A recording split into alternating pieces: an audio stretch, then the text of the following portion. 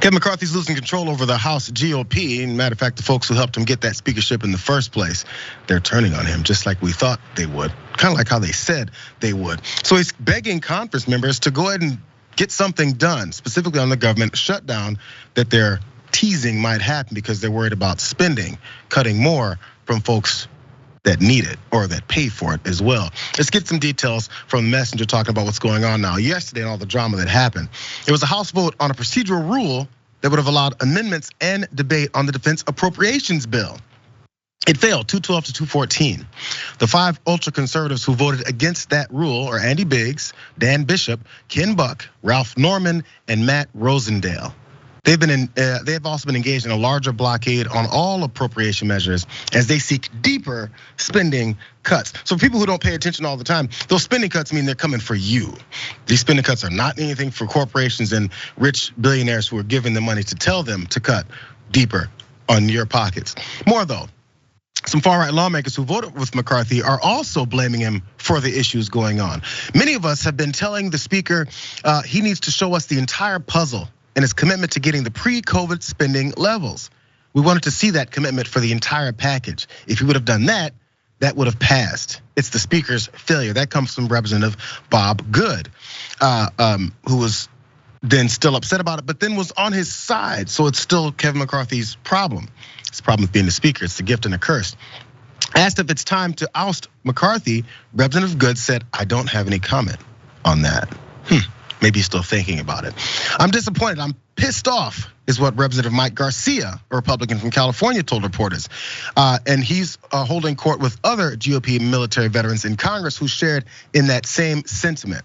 While noting his respect for his colleagues who cast votes in opposition, Garcia added, they just handed a win to the China Communist Party. Of course, that's to go to those levels when they're talking about this, but he's still upset and he's frustrated by what it is that they're doing.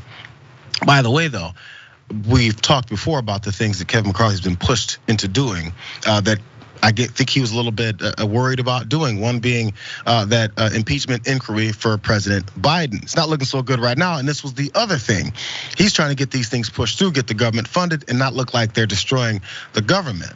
They do it every cycle that they're in power, but why not again here?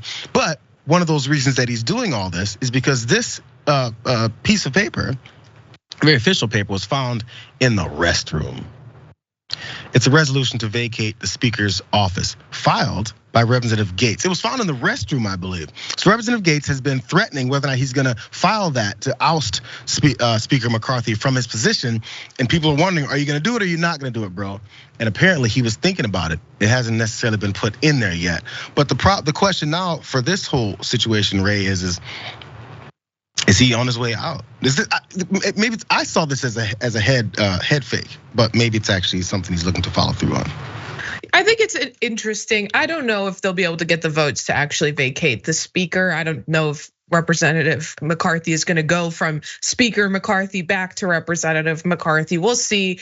I will say that I think it's really fascinating to watch this internal conflict go down because it's entirely self-made on the part of the Republicans because they're allowing Donald Trump to dictate their entire agenda.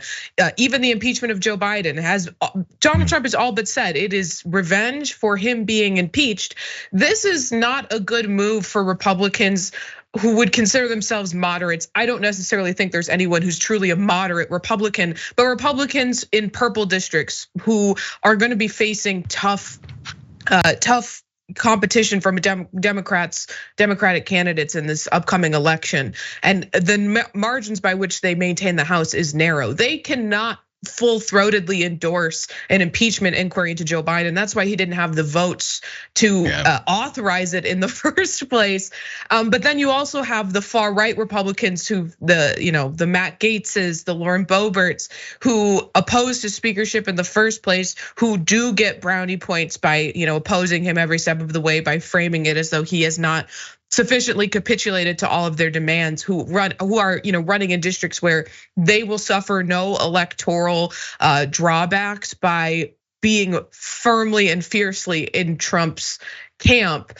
So it's really just being torn apart by these two sides, and he's trying to appease both of them. But for him personally, I think that he is feeling the fire and wasn't the man for this job amongst the Republicans. I don't think he was, a foot in each camp, really, for someone who doesn't necessarily have an ideological difference from the far right Republicans. I think it's interesting to watch this.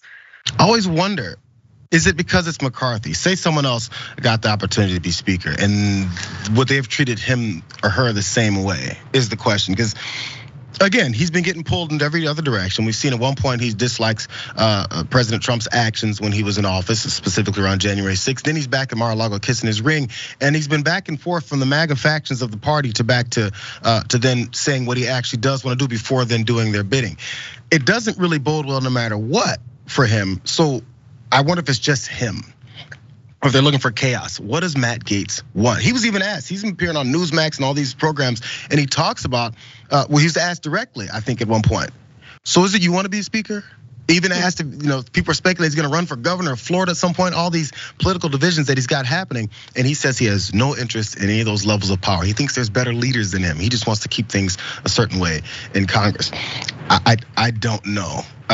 But if you have a thought on that, I'm willing to hear it, but we can shift gears to the next aspect of this about Social Security. Yeah, just lastly, I'll say, it is a Kevin McCarthy problem, right? He's weak. He's a weak, he's a weak leader of the Republican Party, because when you look at the history of Mitch McConnell and his leadership in the Senate, he has his ducks in a row. You don't see this type of infighting amongst the not vocally, at least, amongst the Republicans in the Senate. And I think that obviously his mental health is severely deteriorated at this point. His cognitive abilities are severely deteriorating with age. We'll see how long he can keep that. But he has sort of ruled Senate Republicans with an iron fist. They don't have these problems. We've seen, even members of the Democratic Party, even Nancy Pelosi had a pretty good ability to keep her, the members of the Democratic Party in line, for better or for worse. Representative McCarthy has none of that. He can't do it at all. He couldn't do it from his inception as, even leader of the Republicans, but definitely not as speaker once they gain control. So it's him. He's weak. He's a pushover. Yeah, it must be the fact also there's so many more members in Congress. So Kevin McCarthy has many more MAGA Republicans that he's dealing with. I'm not sure how many are in the Senate. They'll say things, but they don't necessarily act the same way that many of these congressmen do. So maybe it's easier for McConnell to have his folks in a row. We'll see. But again, I didn't think it was going to get this fascinating. When Kevin McCarthy had this issue getting his 15 votes to get in the speakership, I was like, this is going to be messy for his entire time there, but I didn't know it was going to be this bad.